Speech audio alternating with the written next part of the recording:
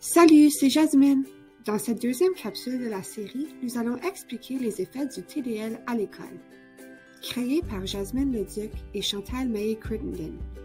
Le trouble développemental du langage peut avoir un impact sur le rendement scolaire de nos élèves car celui-ci affecte directement le langage, tant à l'oral qu'à l'écrit.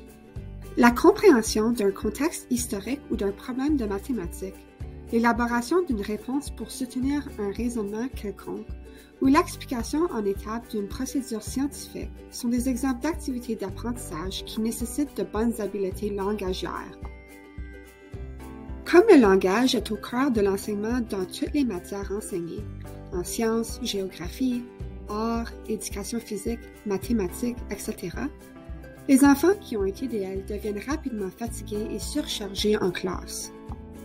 Saviez-vous que les élèves qui ont un TDL sont 6 fois plus susceptibles d'avoir des difficultés importantes à orthographier des mots et 4 fois plus susceptibles d'avoir des difficultés avec les mathématiques?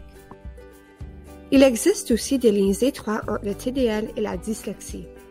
En plus, même si l'enfant peut lire correctement à voix haute, il peut avoir des difficultés à comprendre ce qui est lu en raison de pauvres habiletés langagières.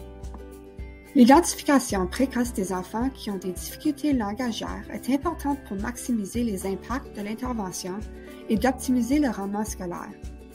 La sous-identification des difficultés langagières est l'un des premiers obstacles à surmonter pour accompagner les enfants qui ont un TDL. Si vous soupçonnez qu'un élève a un TDL, consultez un orthophoniste dès maintenant. Les difficultés que nous venons de nommer sont fréquemment négligées.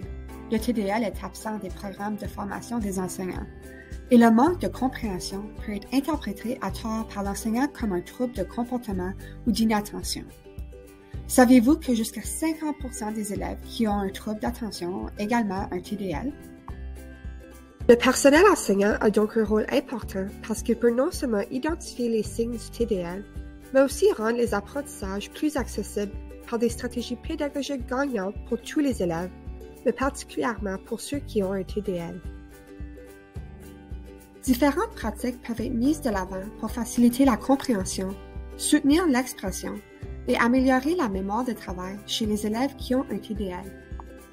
En fait, l'instruction multimodale, visuelle, auditive, tactile, l'enseignement explicite, par exemple enseigner le vocabulaire d'un sujet en particulier avant d'aborder le sujet, et le travail collaboratif entre élèves sont toutes des stratégies qui favorisent le succès de nos élèves. Une autre stratégie préconisée est de permettre à l'élève d'entendre le nouveau mot, de dire le nouveau mot, de le lire et de l'écrire. En assurant ces 4 étapes, l'élève est plus apte à comprendre, se souvenir et de se servir du mot. Il est également très important d'utiliser des définitions qui sont appropriées pour le niveau langagier de l'enfant. Pour plus d'informations sur le trouble développemental du langage, veuillez consulter les sites web suivants. Vous pouvez également écouter les épisodes suivants de Parler en balado. Restez à l'écoute pour les prochaines capsules de la série TDL qui toucheront sur les effets du TDL dans les relations interpersonnelles ainsi que sur la santé mentale. Et si vous ne l'avez pas déjà fait, assurez-vous d'écouter la première capsule de cette série intitulée « Le TDL, c'est quoi ?» Merci pour votre intérêt et à la prochaine!